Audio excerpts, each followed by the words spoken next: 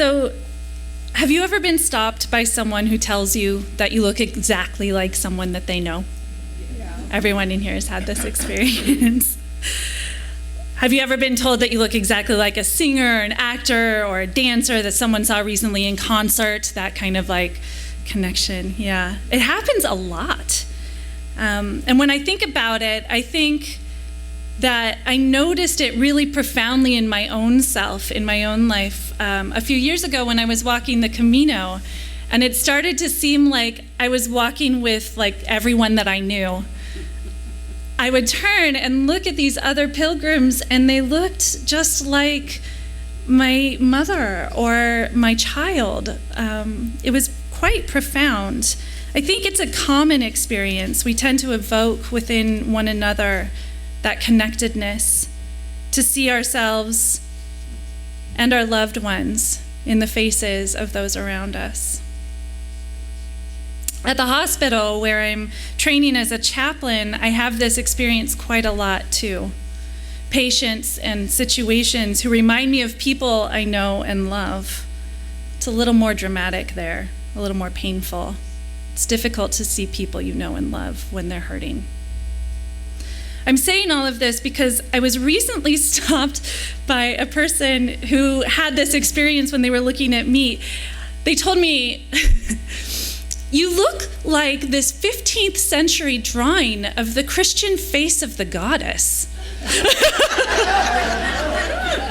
It was super flattering. Being told you look like the goddess, whatever form she takes, is kind of awesome. But it also made me really curious because honestly, I had no idea that early Christians depicted a face of a goddess in any way. Everything that I know about Christianity, God is male. It's a patriarchal system. It was really like it sparked this curiosity for me, like, who is this Christian goddess? I started to research. Her name is Hagia Sophia. Have you guys heard of her? I'd never heard of her. So it turns out that she's been there in the Bible, caked into Christianity from the very beginning. She's found throughout the Old Testament or the Talmud. And some theologians believe that the figure of Jesus actually came to represent Hagia Sophia over time, as the overt divine feminine in the Bible was pushed further underground. He came to represent that nourishment. So Joyce Rupp, who's a Catholic nun, theologian, and author, writes, "I knew that God was neither male nor female, yet I also knew God to be consistently described as male and referred to as he in Christian images and metaphors. Feminine pronouns and figures have rarely been used in speaking of God in her tradition, even though, as I discovered, there are numerous references in the wisdom literature to divine wisdom as she, and plenty of feminine qualities to describe her." In Judaism, Shekinah is the English translation of the Hebrew word meaning dwelling or settling, and denotes the dwelling or settling of the divine presence of God.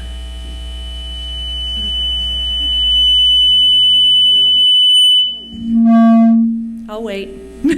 Sorry, guys. There it was, the divine presence.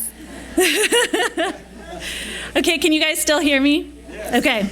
Just like the Greek word Hagia Sophia, the original Hebrew word Shekinah is feminine.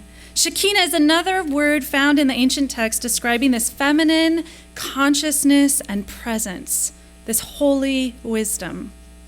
Thomas Merton, who we heard from in our reading earlier, he's an American Trappist monk, a writer, theologian, mystic, poet, social activist, and scholar of comparative religion.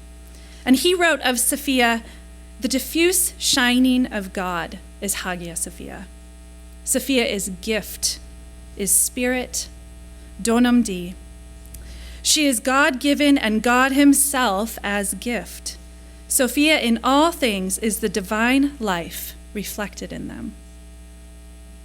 It's my ardent hope that after our service this morning, you're going to be so inspired that you'll run home and find your old family Bible or your Talmud, or you'll go online and research this stuff. It's so fascinating. And if you do, here's where you can find Sophia. She shows up in Genesis, in the book of Exodus, in the book of Wisdom, in Proverbs, and in the book of Sirach, or Ecclesiastes. So when you do this, when you go home and look her up, remember this reading from the book of Wisdom, which states, "She led them by a marvelous road. She herself was their shelter by day and their starlight through the night." And compare that to this reading from Exodus, speaking about that exact same trip, speaking about the faithful God who went in front of them in a pillar of cloud by day and a pillar of fire by night. Same event, same story, same God, different names. So I know it's unlikely that I have to convince you that the holy can encompass all of the various aspects of what is.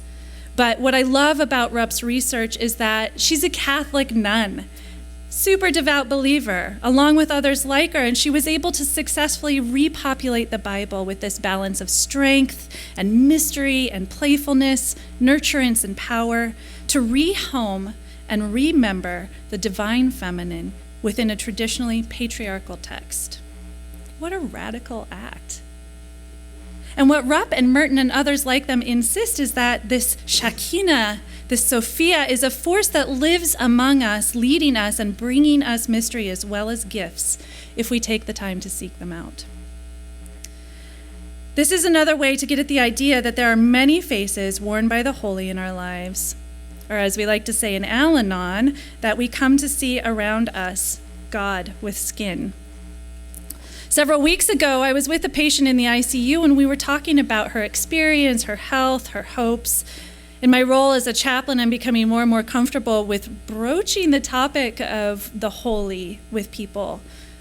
They're on sacred ground, after all.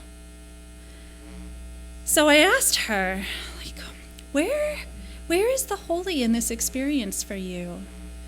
Are you finding the influence of the universe in your life right now? Where's the source of all of this? I was really rambling. I was trying to find her language. And she kept looking at me like, what are you talking about? I said, okay, well, so where is God in all of this for you? Oh, she said, God. And then we were able to have this conversation. Pain makes theologians of us all, Barbara Brown Taylor says. But in this culture, we don't really do pain very well. We don't really like to go into our suffering. As a whole, we're practiced at avoiding it or numbing it, blaming others for it. So often we miss a basic building block of our own wisdom.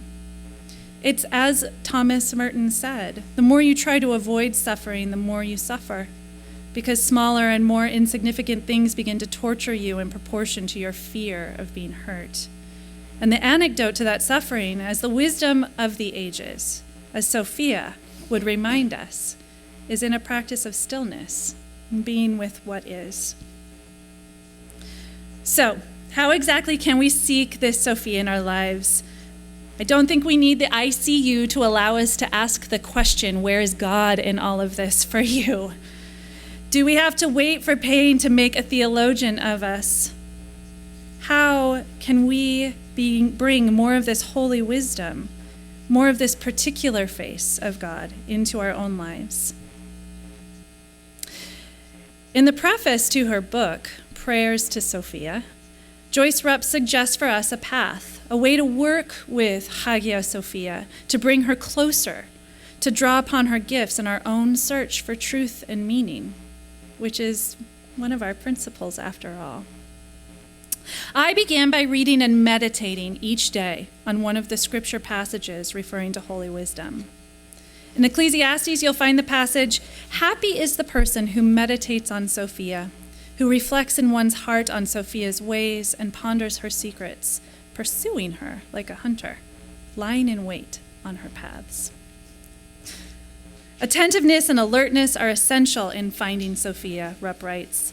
Both Proverbs and the Book of Wisdom present Sophia as sitting by the city gates, crying out at the busiest corners by the entrance. The gates of biblical times were the entrance into the marketplace or heart of the city. Symbolically, the gates where we meet Sophia today are in the midst of our busy, marketplace-driven lives. It is here that we can discover divine wisdom, who is always ready to guide and direct our lives if we are aware and open to her. So meditating on Sophia might mean, as Rupp did, reading a passage that features her power and wisdom, and then getting still long enough that she might emerge to us. It might mean saying a prayer for holy wisdom to show herself to you, to be a guide, and then getting still. Whether this is walking through the forest for you, or sitting on a meditation cushion, lying flat in the grass and looking up at the clouds, or lying in your cozy bed and looking up at the ceiling, what is clear is that we need that fallow time for true wisdom to arise. We can't know wisdom until we allow ourselves to get still. It's not in the mind. She can approach only when our spinning thoughts, our daily planning, and our constant anticipation have been allowed to gentle. While this is a Judeo-Christian instruction, this instruction to meditate on Sophia, it sounds like wisdom we've learned from other traditions too, right? Here's another second practice that's somewhat in the same vein, introducing another version of stillness into our lives. This ancient wisdom of rest, or Shabbat, the Sabbath. I'm going to read to you from Arthur Green, this little book, Judaism's 10 Best Ideas. It's a really great book. I would recommend it. He says, try these out. Add them to your own Shabbat, whatever it currently is. See which ones work for you. Welcome others, Jews and non-Jews, to try them on for size. So I'm welcoming you. Be a Shabbat missionary. The world will one day thank us for it. Here are the 10 pathways toward a new Shabbat. Do stay at home. Spend quality time with family and real friends. Do celebrate with others at the table, in the synagogue, or the church, with friends or community. Do study or read something that will edify, challenge, or make you grow. Do be alone. Take time for yourself. Check in with yourself. Review your week. Ask yourself, where am I in life? Mark the beginning and end of this sacred time by lighting candles on Friday night and saying a prayer on Saturday night. Here are the don'ts. Don't do anything that you have to do for your work life. Seriously. This includes obligatory reading, homework for the kids, even without writing, unwanted social obligations, and preparing for work as well as doing your job itself. Don't spend money. Separate completely from the commercial culture that surrounds us so much. Amen. This includes doing business of all sorts. No calls to the broker, no following up on ads, no paying of bills. It all can wait. Don't use the computer. Yes. Turn off your iPhone or smartphone or whatever device has replaced it by the time you read this. Live and breathe for the day without checking messages.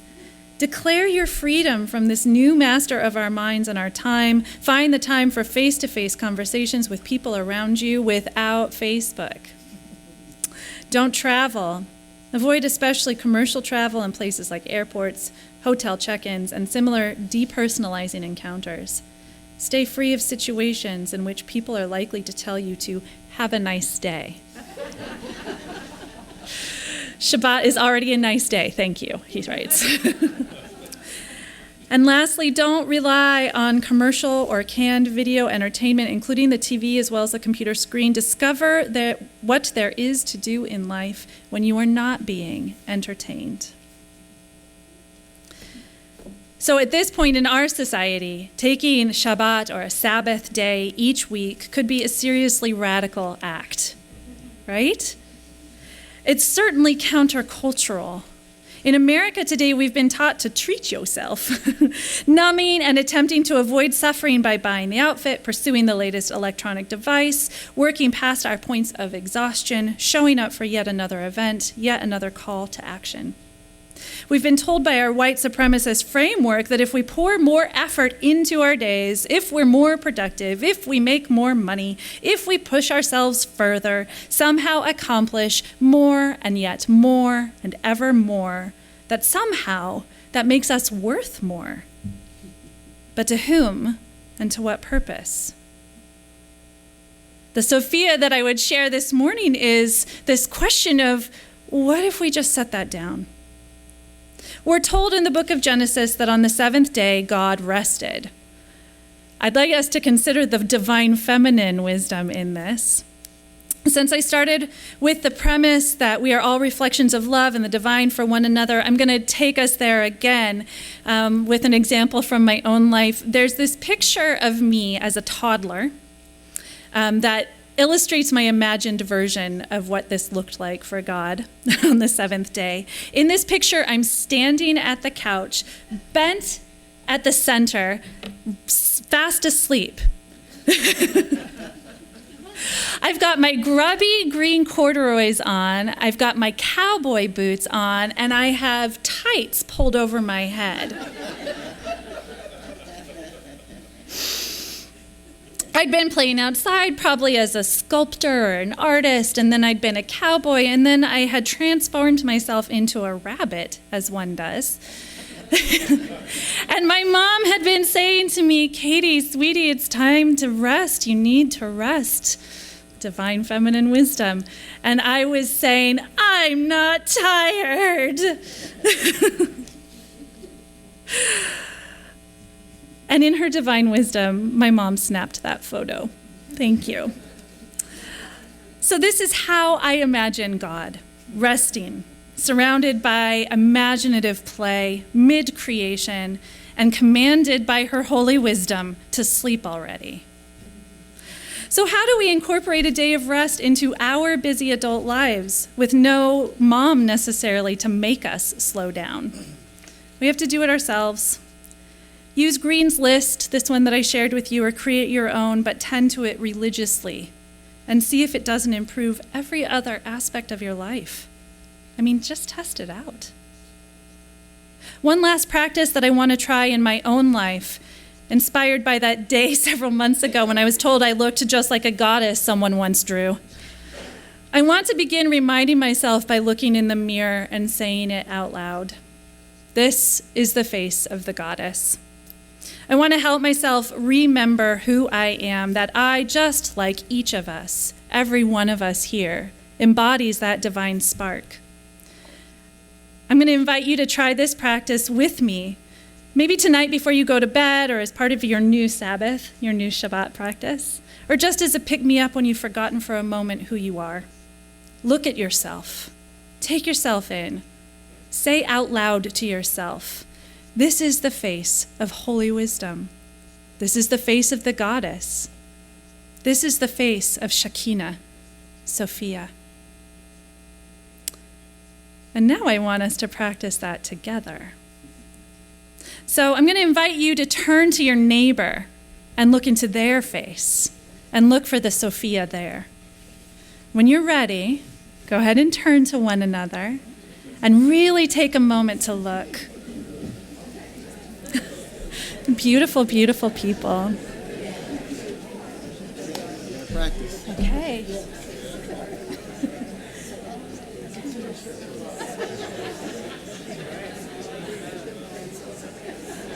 I can cry.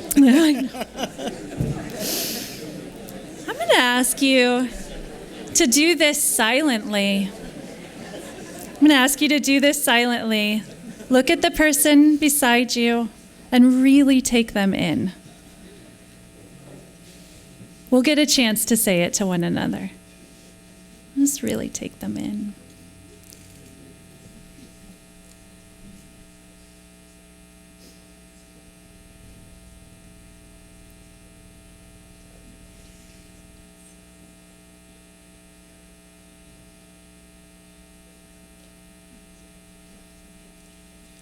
And now say, yours is the face of holy wisdom, or of the goddess, or of Shekinah.